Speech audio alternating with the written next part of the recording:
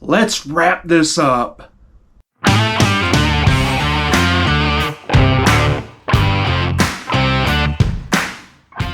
Welcome back to the channel. I'm your host Ken Johnson, and today we're doing part 3, or the conclusion of this 3-part series where I do a DIY Kayak Skeg. So in this series, I talked about weathercocking issues in the past. So just giving you a recap, we talked about the weathercocking. We talked about how I was thinking of a trolling motor and went to a Skeg instead after talking to my neighbor. And then we went through the various iterations of how to get this thing done. So what we're going to do in this part of the series, the conclusion, I'm going to finish up the final designs and installment of the Skeg, all the little refining things I need to do. We're going to put in that anchor trolley that I promised you, and then we're actually going to take it out fishing and see how it works out in the water. So stay tuned. So I've got to say, I really do dislike the ErgoCast seat that Pelican uses for this model. Now they have a different seat for the Catch mode, but for the Catch Classic, this seat has a lot to be desired. Right here, I'm putting my finger between the plastic and the seat, or the little post for the seat, and that seat is really not sitting well in there, and that it moves around a lot. And that ratchet thing is only a little binder ratchet. It's not like a ratchet, so I'm not able to get any torque to hold it down, and it moves around. It falls out of place. I do not like it whatsoever. However, for right now, it's what I got. For right now, what I need to do is figure out where I want my anchor, and so this is the reason why I have the seat. If I'm sitting right here, this right here is where a lot of my effort's going to be. So that means I need this to be shorter and then the front side to be longer on my anchor trolley. I've got a limited amount of rope, so first thing I'm needing to see if I need to buy more rope or not. Unfortunately, I'm about 5 foot too short of rope, so I got to go get more paracord. Alright, so I've been having problems with my GoPro. Have I mentioned how much I hate GoPro? If I haven't, I really hate GoPro. I'm not a person to say hate very lightly. So anyway, I went to a Dollar Tree, bought some paracord. This be enough. Now we can do our anchor trolley system. I've got some pad eyes I'll be using mostly, and then I have these 2-inch steel rings that are welded, and I've got 2 of these, and this is what we'll hook everything to, and I'll show you how that works. Okay, I don't know how good that the GoPro is going to be getting this, because, well, GoPro can't handle Florida heat. So this is the only raised area on this kayak. The rest of it's recessed. So I'm going to put it right here. I'm going to put a pad eye there. Then I'm going to have a pad eye over here. So on the other side, I'm going to have a pad eye here where I can reach it. And then down here, I'll probably have some sort of system in place, maybe. So in here, maybe I might have somewhere a system in the center. I doubt it, but that's going to be the front trolley system. The back right here, we're going to have it here, and then right up here, because this is the only raised area that I've got to work with, and that will allow me to still be in control, not be totally spun around. Okay, so what I've done is I just kind of wrapped my cord around, kind of got it tight, and did about 6 to 8 inches so that I got me plenty of room to work. Now I'm cutting, got my scissors, I'm just cutting the cord. And because I'm in windy conditions today, I got my blowtorch.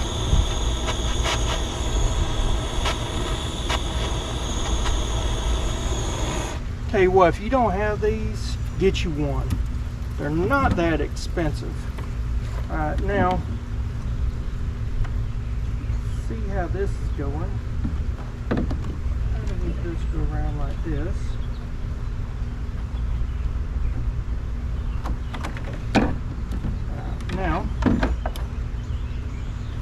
Now that I got this the way I want it, this is where that ring comes into place.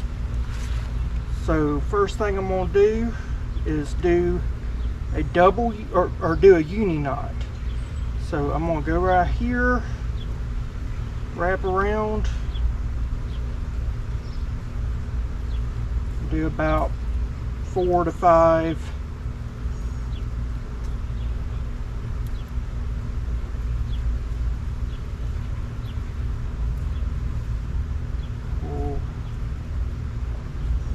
There we go.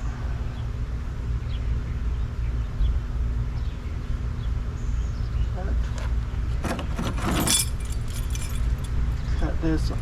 I'm not going to have that big of a tag end. I don't want a big tag end. So I'm just going to cut it right there.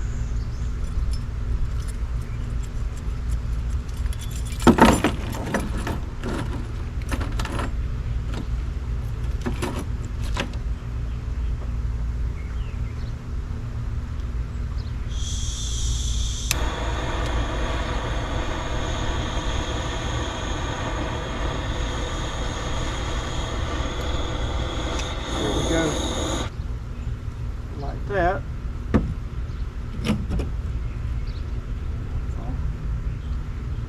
That's good there.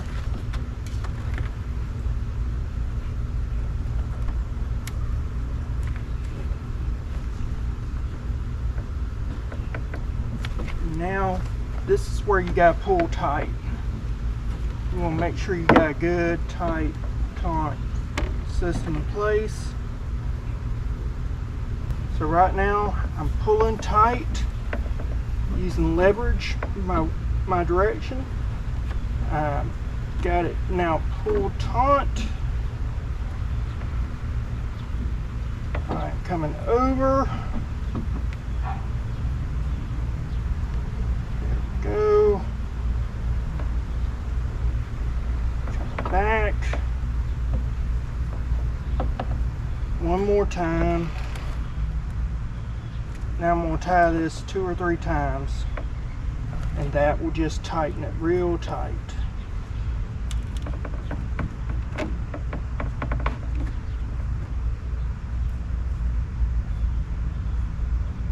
Okay. One more for good measure.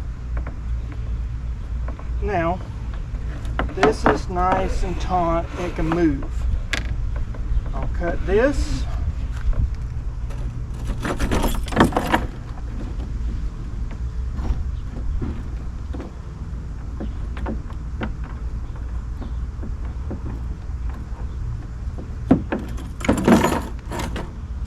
Torch the end.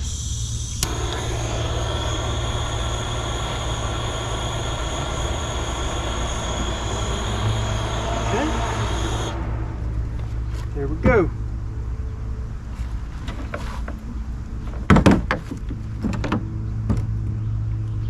Now, what's good about this is that you can then take, now this is my bush hook anchor. So all this is a clamp, plastic clamp that I drilled. I did a uni knot right here. I just drilled out a hole a little bit bigger than what the holes already are. This came from Harbor Freight. They're like $1.50, $2, something like that. I just did a uni knot after I drilled out the hole. This is a tension knot. So a tension, or taut line knot, sorry. Taut line knot allows you to move up, and then when you pull on it, it stays tight. But I can always make it come back down later if I need to. So this allows me to adjust the length of line. So a taut line knot is a great knot to learn, and I may end up doing one later on to show you how to do that. But man, is it good for tightening up area. So what would happen here,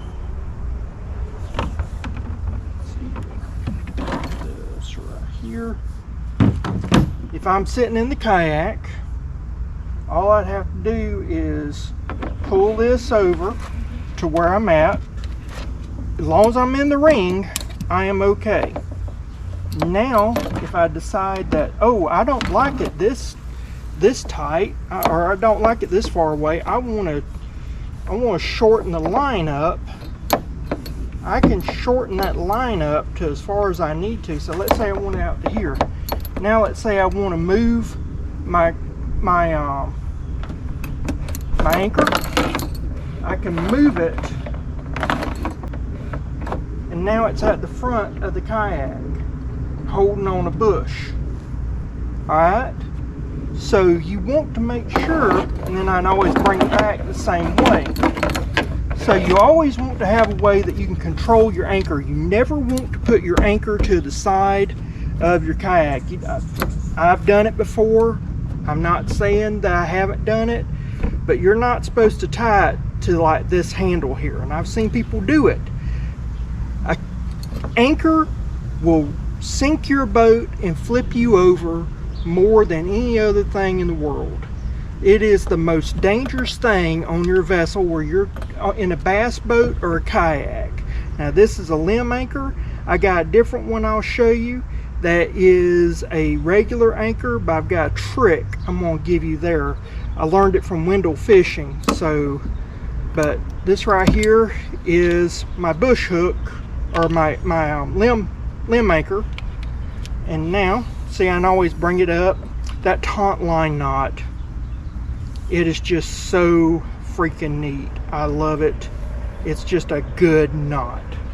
Alright, so that's one down. Now we'll do the next.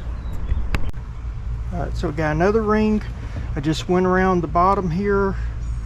Got this. Doing my uni knot. Seen me do this a few times before. Just go around.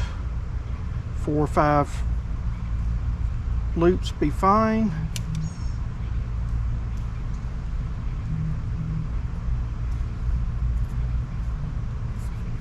There you go.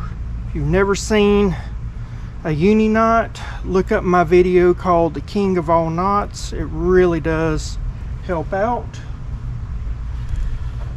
Now, here we go here on this. I'll pull tight as much as we can. Okay. I'll pull around one time.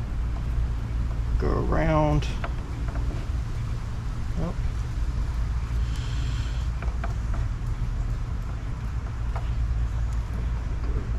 Pull tight.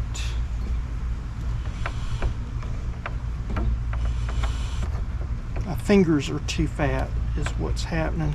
I can't. It helps if you have somebody to help you out here. Alright, got one right there. One right there. I'll go back around one more time. And then I'm just going to tie some little granny knot, overhand knots, 3 of them. Alright. Half hitch, whatever you want to call them. Okay. Now, that runs pretty straight. Don't have to be the tightest in the world, but the tighter it is, the better off you generally are. I'm going to use my handy dandy scissors here.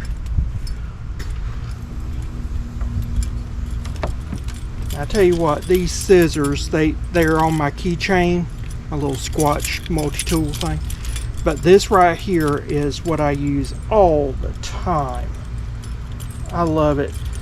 This Squatch tools thing they have is good if you need like a little screwdriver, bottle opener, something like that. I really don't measure with it, but it's got some hex head stuff. So if you're out in the woods and you ain't got nothing, it's better than nothing. Not much better, but it's better than nothing. Alright, so take this. Don't burn your finger. There you go. That's done. Now I'll show you my special setup for a different type of anchor. This right here, I don't know if you've ever watched my older videos, but I showed how I did my anchors. So what I do, you can tell this has been well used from the dirt and everything, but there is a loop right here. Most people don't know what that's for. I like to tie, or if you have a chain, put your chain there, and then I take this, I leave a carabiner on it, and then I run this through a very cheap, and I'm talking about cheap, weak little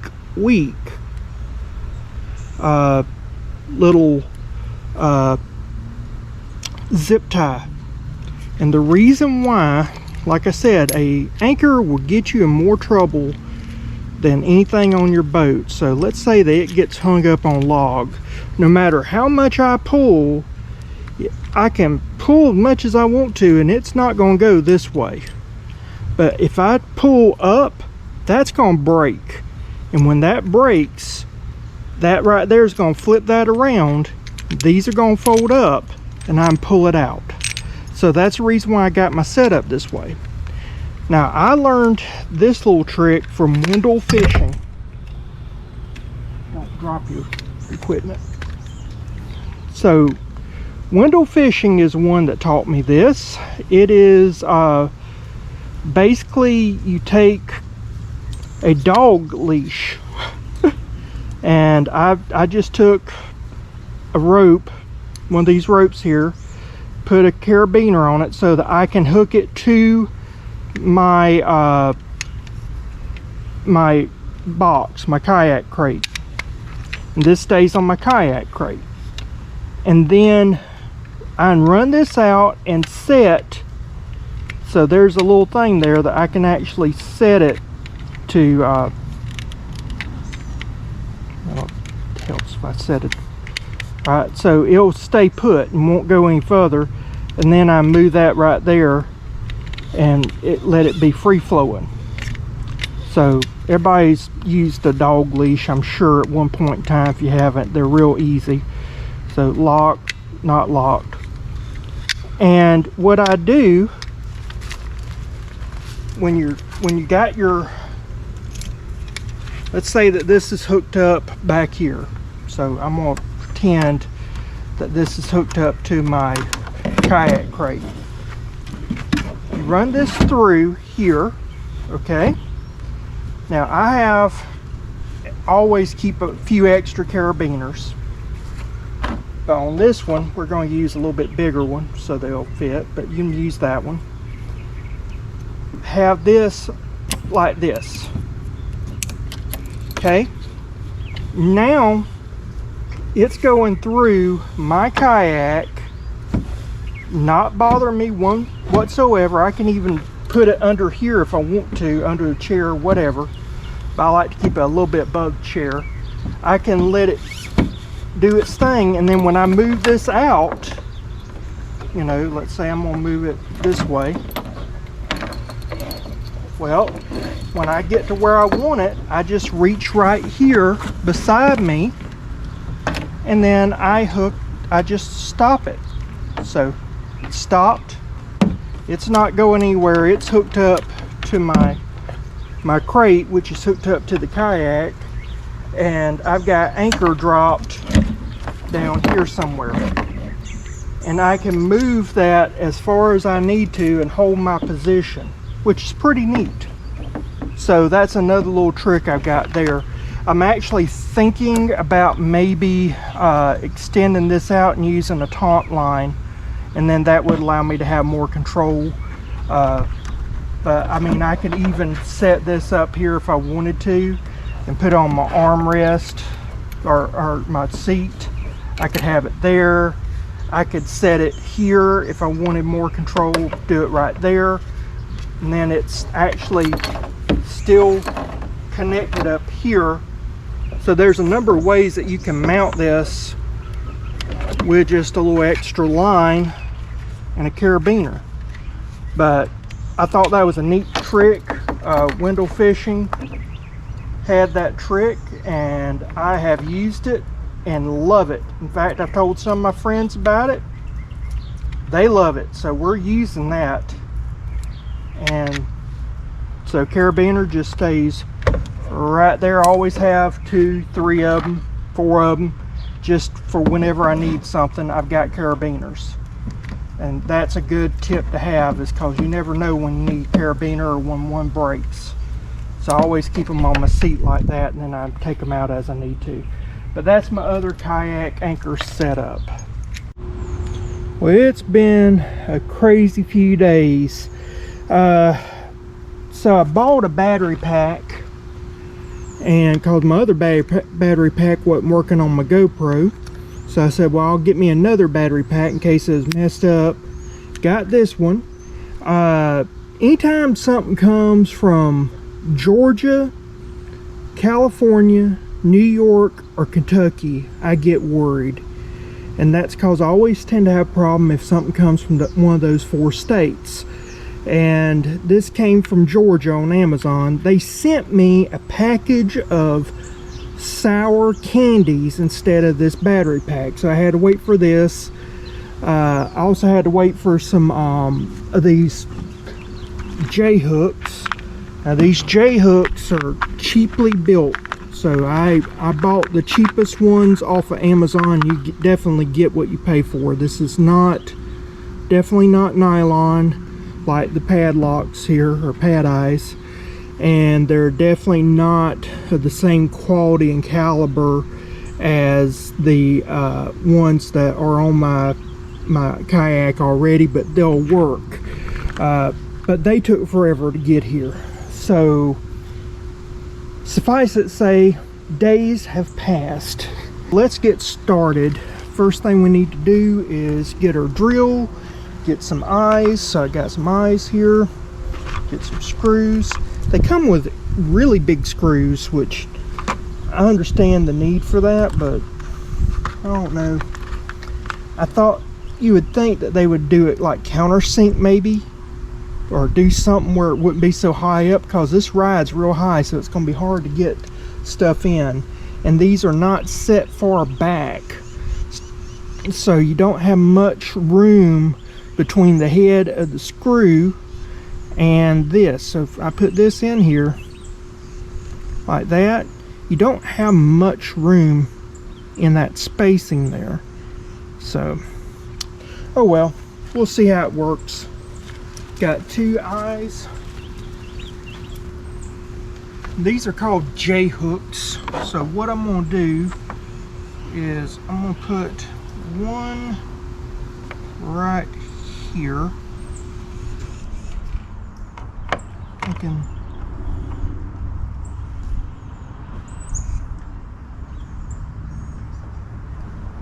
this will work great.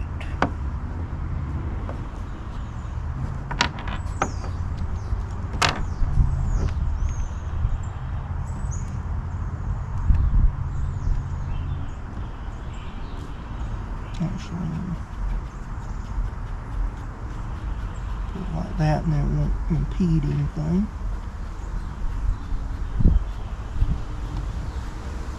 Sorry, my head's in the way.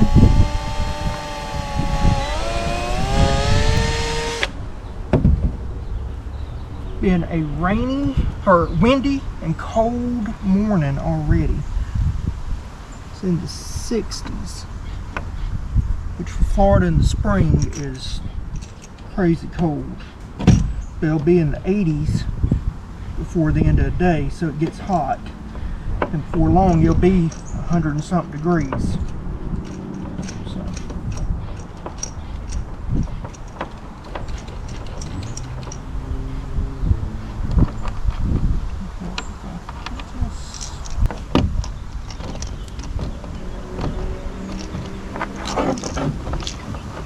Okay. So that's secure there.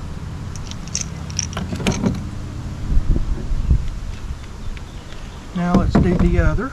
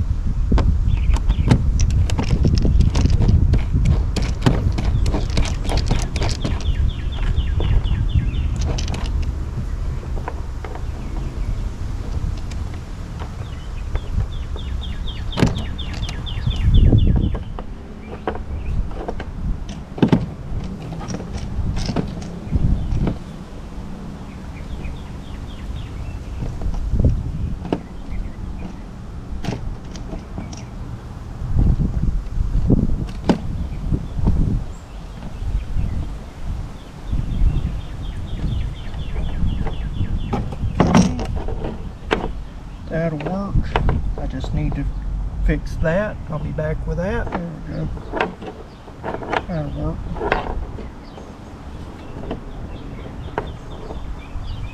Alright. That's good. Got plenty of these if we need them. Not ever hope to need them, but we got them. Well, we'll fix the seat a different day. As I said before, it's just bothering me. But one of the issues is these little fasteners, they're not fastened off in the right areas. And so, like you can see here, this is seated down somewhat, but this right here where my finger is, you can see daylight there. And when you push this one in, then the one in the back pops up. So it's kind of not right. It's not square. They have these holes here. I could put something here, set up a device that, kind of like with the ratchet system here, set up a strap and do that. There's a bunch of ways that I could handle this. I'm just not going to attempt to do it in this video. I'll do it later. But, I mean, you get what you pay for. And with Pelican, I mean, this is a pretty good craft. I just wish that they would have went ahead and discontinued the Catch Classic, since they're doing the Catch series, and made the Mode the new Catch.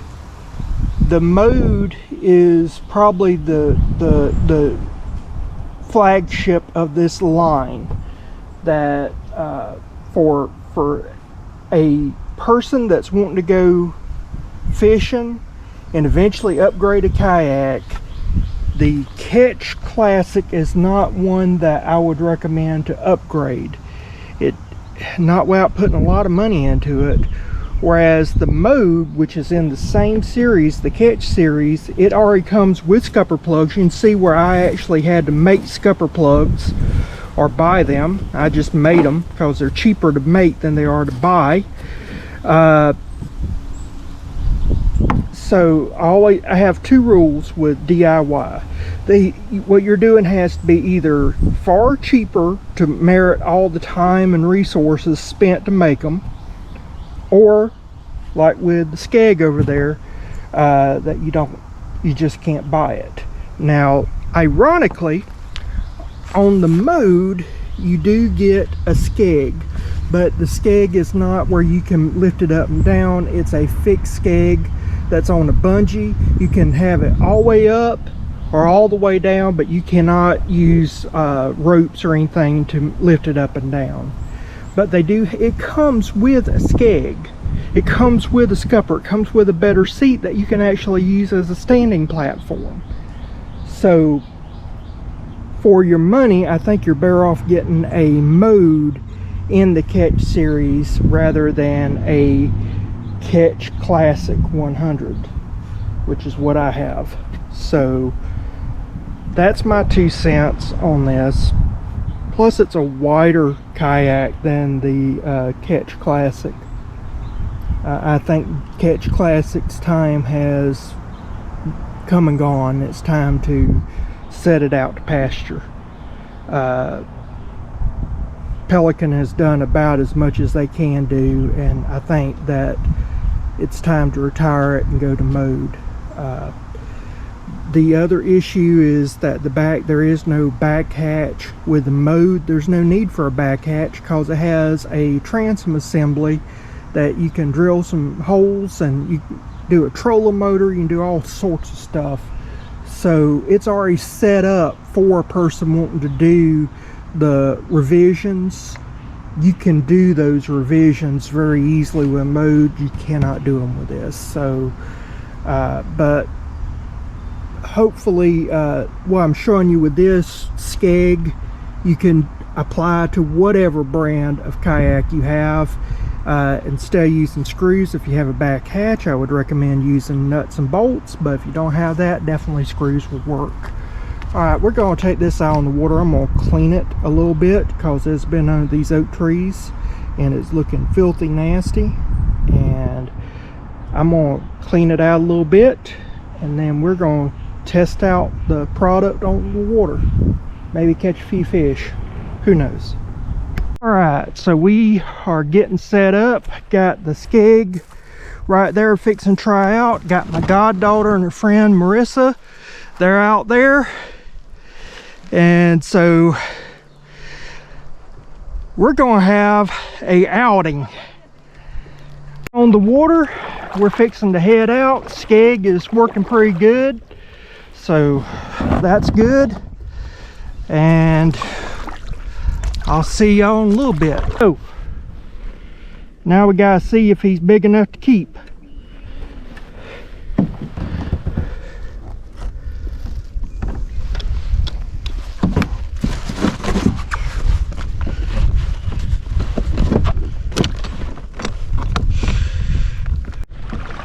Alright, we're going to head out towards the bay. We was in this little tidal pool area, but it's very shallow. Did see a mullet jump, but other than that, not much else. Just in case you're wondering how good the Skeg is, I've got wind blowing this way. I'm facing this way and it's straight. Not bad. Now, once wind picks up to about 10-12 miles per hour, that might be a different story, but right now I'm staying just where I'm at. The waves are hitting fine, have no issues. So the Skeg is doing fine. And no anchor. I am right here. I could fish all day long in this spot. That's how stable this is with this Skeg. I'm actually facing the wind right now, and Skeg is doing great. I can't make one single complaint about it. It is doing good. So Just want to put that out there. Okay, I wanted to show y'all something here to kind of make a point. So this is my wife's kayak, without the seat, of course. It is a Vibe Yellowfin 100. I lovingly refer to this kayak as the barge, because when it's in the water, there's Blue. Hey Blue, say hey to the people. That's Blue for my dog. Anyway, so you can see it's a very sturdy construction. They do have, hers actually has a setup for fishing. All right. And really and truly, I think Vibe doesn't understand the fishing community at all. But this is a very sturdy, sound kayak. I mean, it's sturdy, it's sound. It's nothing like mine. One thing you'll notice is that it actually has a bag insert that comes with it. That you know, a lot of kayak companies don't do, but that one did. There's the second one as well. So yeah, two openings to carry all your stuff. So if you was going to be filming, I don't necessarily like how that handle is, but you could put a clamp on there if you was filming. It does have not a very deep, but fairly deep well that you can put your ice chest or whatever you need, a kayak crate, and it has back handle. The handles are all firm. Everything about this is rock solid. I am not dogging Vibe.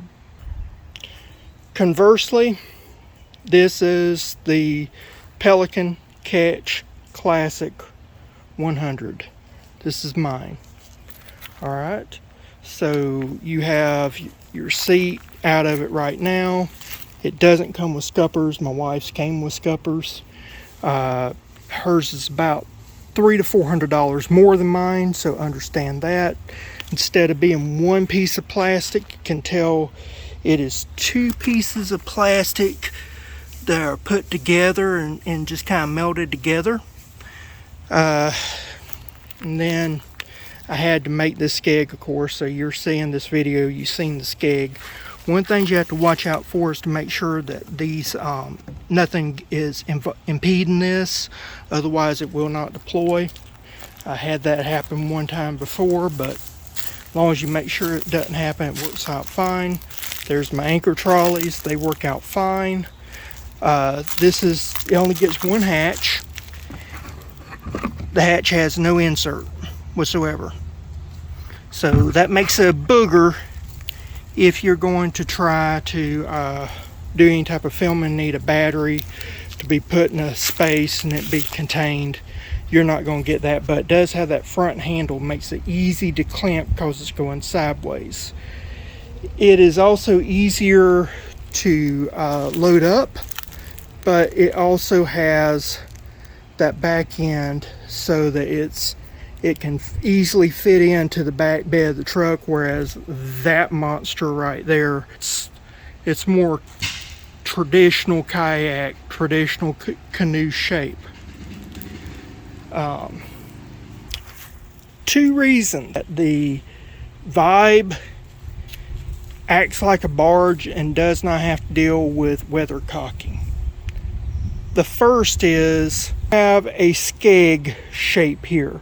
So it comes shallowed out. You can see it's kind of scooped out. If you look at it from this angle, it scoops out on this side and that side. It makes a skeg. All right. Then you come back here. It does the same thing. It's scooped out. So you can see it's got that scoop. It makes a skeg that runs the entire length. So this actually comes down, so it's kind of bowed, more in a boat shape like that. You see that? Alright, so the skeg helps with the weathercocking. Then you have these little ballasts, and these little ballasts they also assist in keeping it straight and true and keeping from weathercocking. And they are curved again, just like the rest of the boat. So it's like having multiple little skegs. And that ballasting, hey Blue. So that keeps it going there. So the ballast part where you got those indentations that are acting like secondary or tertiary skegs, that where it's also disrupting the water flow, and this main line skeg here from bow to stern really does help out. So by doing that, you get a straighter, truer kayak without need to worry. Now let's look at ours. All right, so here's mine. And we get a totally different shape and a much lighter kayak. All right, so the lighter kayak means that I sit up way higher in the water. And it's hard to tell the difference, but I'm gonna try to show a water line here. So this is the water line. This is where the water is. So my kayak,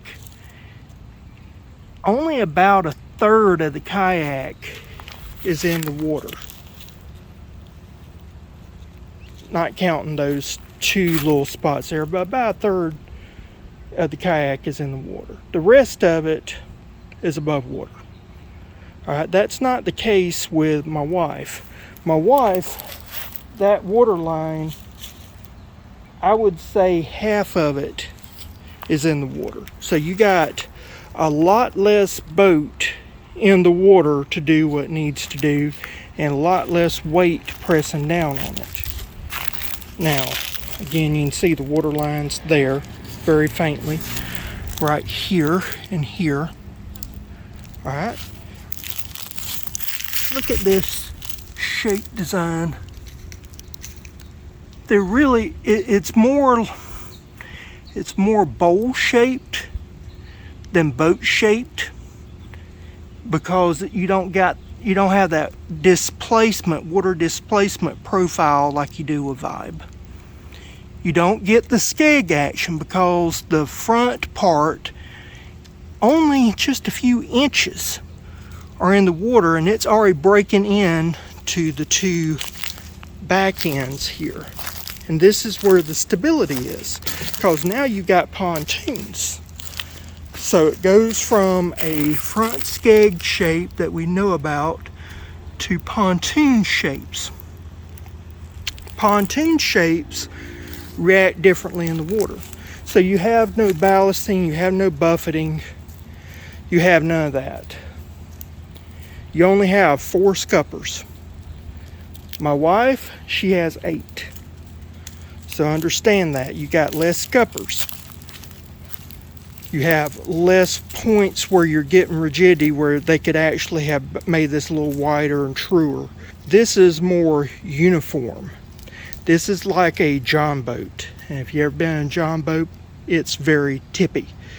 Doesn't mean that you'll tip over. Understand, when I say tippy, I mean that it goes back like this a lot. And if you're not very coordinated and have great balance and great reflexes, you could fall over, but the kayak itself will never make you fall over. So that's the reason for the skeg that we made over here. That skeg comes out and gives a little something to grab. The problem is, even when fully deployed, you're only going to get about 4 inches max additional length from that one skeg. You're not getting anything else in the boat. And that's where the problem comes in. You're not going to have much holding you in. That skeg can only do so much. So you're still going to get weathercocking to a point.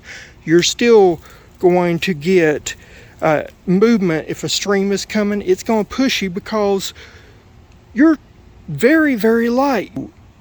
Yes, I it will stay true. It will keep the boat going truer than it normally would. But in high current, high winds, it's not going to be doing too much, and moreover, it's going to act like a weight because you're dragging that, and none of the boat has to actually drag because it's designed to be very easy to paddle. So that right there is like dragging a 4-pound anchor or 5-pound anchor. So understand that. So when you're doing a skeg, you need to look at your boat and see, what is the kayak's design? What is it actually doing? Why do they have it this way? This is more set up for a beginning angler. It doesn't have the front fishing ports like my wife's does, but this is with a beginner angler in mind. I think this is the very cheapest you should ever go in a paddle kayak. But when you go this level of cheapness, you need to understand this is designed for going into skinny water. This is designed for easy transport because a fishing kayak normally is loaded down with a lot more weight. And because of that, they made sacrifices in the design to make it not as stable. I could put, some skegs on the bottom that are removable. That would help.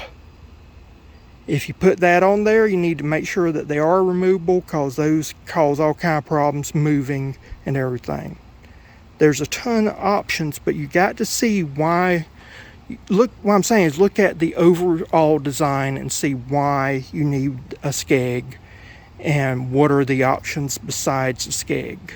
I could have used a rudder system where I didn't have a skeg but I actually had a flexible fin. Disengaged the foot parts and ran lines through that would allow the foot to control the rudder. I didn't want that. I didn't think that would be beneficial. Moreover, it's really not set up to modify. Pelican with this Catch model here, this Catch Classic 100, they do not really intend for you to modify it too much. They don't offer a lot for it. This is just a beginner model that you should be trying to get out of as soon as possible. So that's the reason why, since they didn't have it set up for the foot pedal system to modify, they don't have it set up to put a skeg on. They don't have it set to put a trolling motor on. If you want all that, you have to go to the Catch mode. The Catch mode is set up for that kind of stuff. It already comes with a skeg, it comes with scuppers, it comes with a mount so that you can actually have a transom mount trolling motor. So if you're wanting to do a lot of modification, you want something you can build with, spend the extra $200 and get the mode. But again, you're still going to have that classic Pelican 2 pieces. Whereas if you want something more stable, then pick something like a Vibe. Well, not necessarily Vibe, but one that's known in the kayak world and uses one piece. But I just wanted to explain this so that you understand it and understand the workings behind it. Why isn't it always going to work? Why is it going to fail? What are some other options to consider?